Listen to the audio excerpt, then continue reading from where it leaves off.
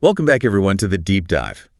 This time, we're taking a look at a pretty unique side of music. Albums that were released after an artist died. Posthumous releases. Right, exactly, yeah. And we've got a whole list. We've got 10 artists to talk about today. Spanning all kinds of genres. Yeah. Yeah, it's going to be a really interesting conversation. Absolutely. So we've got rock and hip-hop and soul. Yeah. It's going to be great. It's always interesting to see how an artist's work kind of lives on after they're gone, you know? Yeah. It's really interesting how those legacies kind of shift and change, and sometimes really dramatically after they're gone, especially depending on who is sort of curating that legacy. For sure. It's almost like a whole other layer of their career gets added on. Yeah. That they had no control over, which is kind of a strange thing to think about. Yeah, for sure. So why don't we jump in? Yeah, let's get started. Okay, so first up, we've got Jeff Buckley. His album Grace came out in, I think it was 94. 94, yeah. And it got a ton of critical acclaim, especially for his vocals. Yeah, he had an amazing voice. Oh, incredible. Really incredible range. Just absolute beautiful music. But then, tragically, he drowned just 3 years later. Yeah. And he left behind a whole bunch of unfinished stuff, like a lot of material that he had been working on. Yeah, he was really prolific. Yeah. So there was a lot left behind. And this is where the album Sketches for My Sweetheart the Drunk comes in. Yeah. That one's really interesting because it's not a polished, finalized album. Right. It's more like a collection of demos and incomplete tracks. And you can almost hear him kind of working through ideas, experimenting, you know. It's like you're in the studio with him. Exactly. It's really raw in a way that Grace wasn't. Yeah. Do you think that rawness maybe made the album even more successful or more meaningful for fans after his death? I think it's hard to say. Some critics saw it as like essential listening. Others felt like it was a little too fragmented, that it was missing that cohesiveness of his debut. Right. You know? So it's kind of a mixed bag. But I think it definitely adds to the mystique of Jeff Buckley, this idea of, you know, what could have been. Right. It's like stepping into his creative process, which is really cool. But also maybe a little frustrating because you don't get to see the finished product. Exactly. You're left wondering what the final album would have sounded like if he had been able to complete it. Yeah, totally. Okay, so that what-if factor, it's definitely strong with Jeff Buckley. Yeah, for sure. And it brings us to another icon whose unfinished work still has people talking. Jimi Hendrix. Yes. Another musician gone way too soon. Way too soon. Died in 1970. Same age as Jeff Buckley, actually. Really? Yeah, 27. Wow. And he was really just, at the top of his game. At the top of his game and clearly on the verge of something new. Yeah. You know? Yeah. Which we hear in these two posthumous albums, Cry of Love and First Rays of the New Rising Sun. Exactly. Those albums give us a glimpse into where he might have been headed musically. Okay, but weren't those albums basically compiled from like tons of different studio sessions? Like, wasn't Hendrix's manager and producer who just kind of put together whatever they had? Yeah. And that's where it gets interesting, because some people say that those releases, even though they're kind of collages, they actually do represent Hendrix's vision. While other people say that, you know, it's more the vision of the people who were controlling his estate. Right. And, you know, the production on those albums is different from his earlier work, which was much more raw and psychedelic. Yeah. So for someone who's coming to Hendrix through these posthumous albums, is that kind of a misleading introduction to his music, would you say? I mean, it's definitely a different entry point. You get the amazing guitar work, which is obviously a huge part of his sound. Yeah. But you might not get the full experimental edge that he was really pushing toward at the end of his life. Yeah. You really have to go back and listen to all of it. Yeah, you really do, to get the full picture. It makes you wonder how Hendrix himself would have felt about those albums. Right. Would he have approved? Who knows? All right, so let's switch gears a bit. Let's move from rock to the world of hip-hop, which, unfortunately, has its own share of artists gone too soon. Yeah, definitely. Tupac Shakur and Biggie Smalls. Both of them killed at the height of their fame. Such a loss for music. Both of them left behind a ton of unreleased stuff.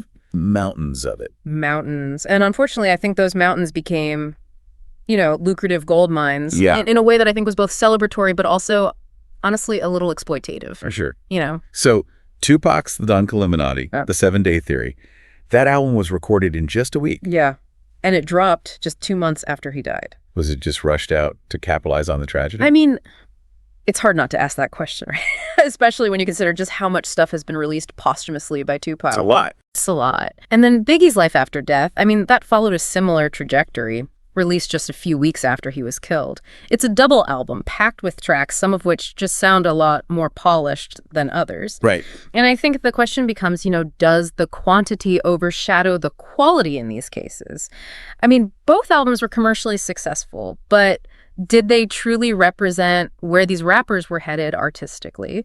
Or were they just about, satisfying the demand from fans, which was understandably huge? Yeah, it's a tough balance to strike, right? You want to honor their legacy, right, but you also don't want to dilute it with material that maybe wasn't ready for prime time. Yeah, exactly. It's like, how do you honor them without, I don't know, exploiting what they left behind? Yeah, it's a tough one. And it's something that we're going to keep coming up against as we go through this list. This tension between respecting the artist and then also thinking about, the business side of things. For sure. Okay, so let's talk about two pretty incredible female vocalists, both of whom, again, died way too young at the age of 27. Amy Winehouse. Yeah. Her album, Back to Black, had just become a global smash. And then suddenly, she was gone. So tragic. It was so sad. And what's interesting about her posthumous release, Lioness, Hidden Treasures, is that it's not just like a collection of B-sides and leftovers. Yeah. This one feels really special. Yeah. I mean, there are covers on there, alternate takes of some of her well-known songs. There's even a demo from when she was only 17. Wow. It gives you a whole different perspective on her artistry. It does feel more curated, right? Like as if someone was trying to really showcase how talented she was. Yeah. Not just throw something together to make a quick buck. Exactly. And you always have that ethical question mark hanging over these releases. Like, is this what the artist would have wanted? Right. We'll never know what Amy would have chosen to release, but this one feels more like a tribute than a cash grab. Definitely. Which unfortunately can't be said for every posthumous release out there. Yeah, sadly. Okay, so another amazing vocalist who died in 1970. Again, at just 27, Janis Joplin. Yeah, another legend gone too soon. Her album Pearl came out just 3 months after her death. Yeah. And it actually became her best-selling album. But what's really interesting is that the last track on the album, Buried Alive in the Blues, it only has instrumental backing because Janis died before she could record the vocals.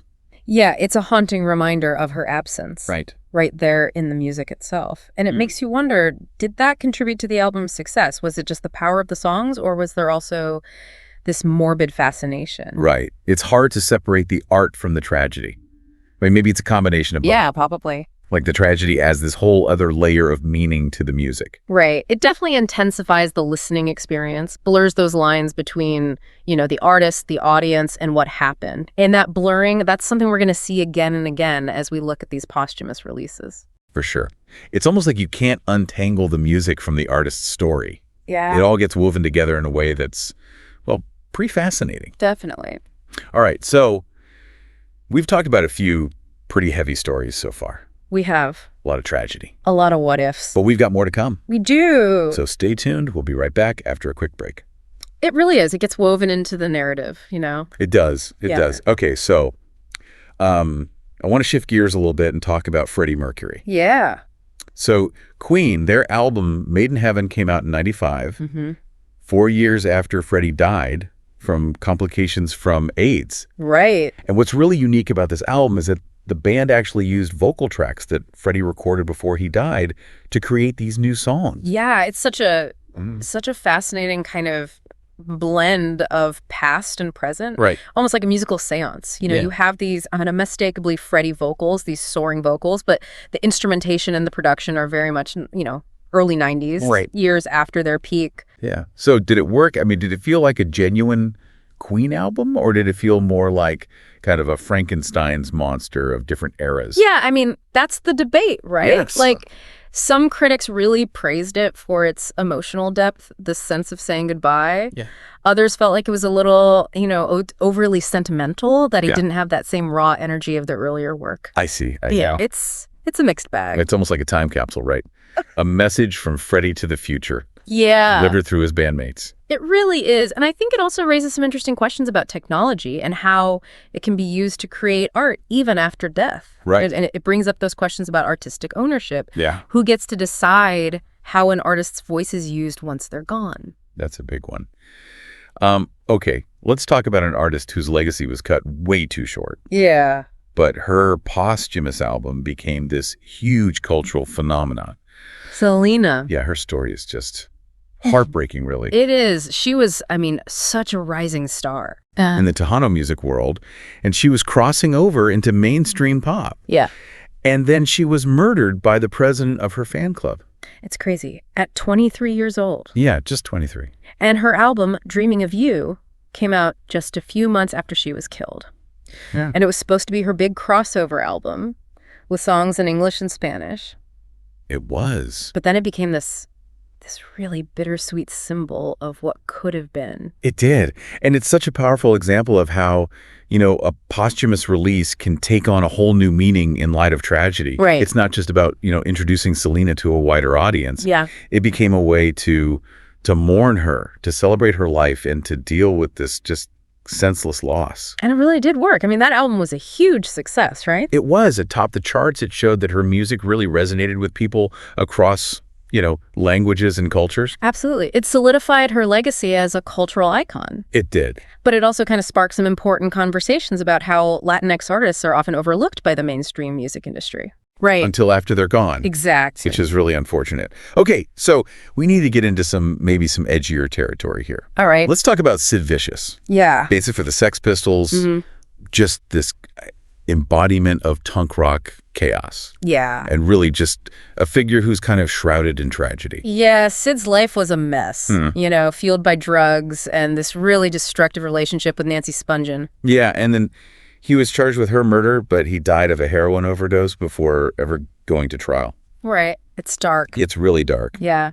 And yet, a year after he died, they released Sid Sings. Sid Sings. It's this weird mix of covers and originals, and honestly, his vocals are pretty rough. Yeah, it's not exactly easy listening. No, but it does capture something about, that rawness and nihilism of punk rock. Yeah. I don't know. It's very much of its time. Yeah. I think some people saw it as really exploitative, just kind of capitalizing on his infamy. Others felt like it was, this fascinating document of a troubled soul, this glimpse into the darker side of punk rock. It's a product of its time. I mean, you couldn't release something like that today. I don't think so. And expect it to be taken seriously? No, probably not. It brings up these questions about our fascination with, train wrecks, with self-destruction. Okay. Does listening to Sid's music make us, complicit in some way? Right. Or is it just a historical artifact? Yeah, I don't know. It's complicated. It's a lot to think about. Okay, so I want to end on a slightly brighter note. All right. With a story that I think proves that sometimes recognition comes late, but it comes powerfully. Yeah. Eva Cassidy. Eva Cassidy. Yeah, her story is one of those that makes you think about, fate. Yeah. Or just the strange ways the universe works. Yeah. I mean, she was this incredibly talented singer-songwriter, but she died of melanoma at 33. Yeah. Relatively unknown. And then a few years later, they released her compilation album, Songbird. Right. Oh my God, her voice. Stunning. Just stunning. So much emotion. It's crazy to think that this voice was almost lost right. to obscurity. It's amazing how word of mouth spread. Yeah. Radio stations picked it up, and Songbird became this global phenomenon. It did. People were just captivated by her talent, even though she was gone. It really makes you wonder how many other incredible artists are out there just waiting to be discovered, Yeah, even if it's sadly after they're gone. Yeah. Yeah. So we've gone through these 10 stories. Yeah. Each one is so different. Yeah. But they're all connected by this idea of posthumous releases. Right. This idea of, art living on after the artist. So what are your big takeaways from all of this? Anything that surprised you? I think what really stood out to me was the variety of approaches. Huh.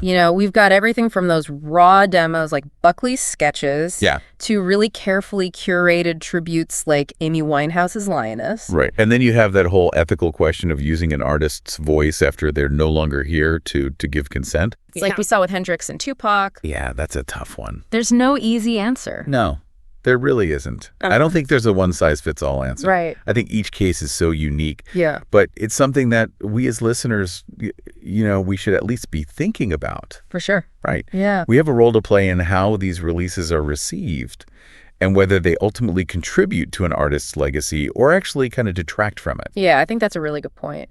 What about the impact on us as listeners, though?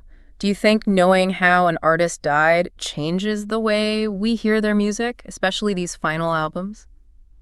I think it has to, in a way. Yeah. There's this undeniable sense of melancholy, right? Yeah. Knowing that this voice we're hearing is silenced forever. Yeah.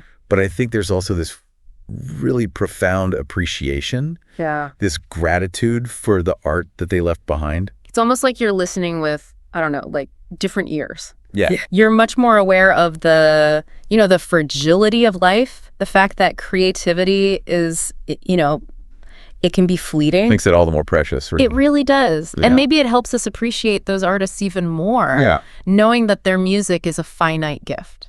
Yeah, I love that. Okay, so final thought for listeners out there. If you find yourself drawn to an artist's work that was released after they died, don't stop there. Yeah. Go explore their whole catalog. Read their interviews. Yeah, learn about their lives. Understand their journey. Yeah, because these final releases, they're really just one chapter in a much bigger story. Beautifully said. Let's keep the conversation going. Let's keep exploring and keep these artists' voices alive through, our listening. And our appreciation. Exactly. Well said. Until next time, keep diving deep.